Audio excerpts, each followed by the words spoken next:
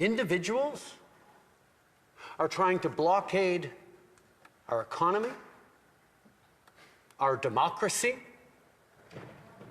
and our fellow citizens' daily lives. It has to stop.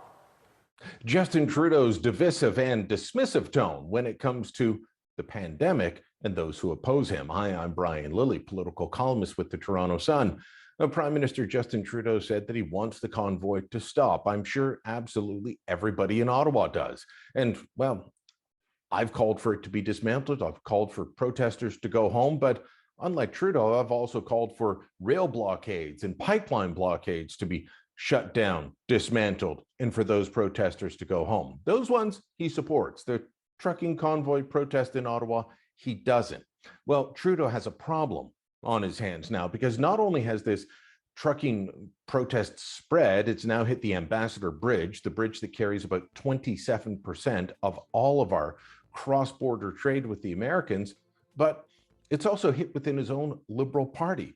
Quebec Liberal MP Joel Lightbound, a man long associated with Trudeau in his McGill clique, his Quebec clique, his Montreal group, well, he's come out and said that the Prime Minister and the Liberal Party have been playing politics with things like vaccine mandates, with things like vaccine passports, and their whole tone and attitude towards dealing with the COVID-19 pandemic.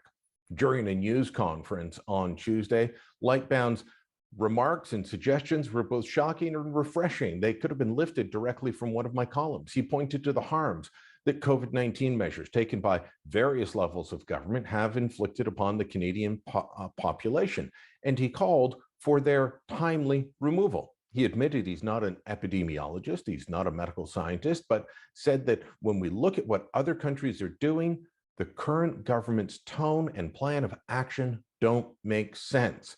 It's going to be very difficult for Trudeau to react like he always does and dismiss Lightbound, as well as those now protesting at the Ambassador Bridge in Windsor and elsewhere, as just racists, because that's what he always does. He turns around and he dismisses anyone who disagrees with them in the worst possible terms. It's what he did during the emergency debate in the House of Commons. The people of Ottawa don't deserve to be harassed in their own neighborhoods. They don't deserve to be confronted with the inherent violence of a swastika flying on a street corner or a Confederate flag.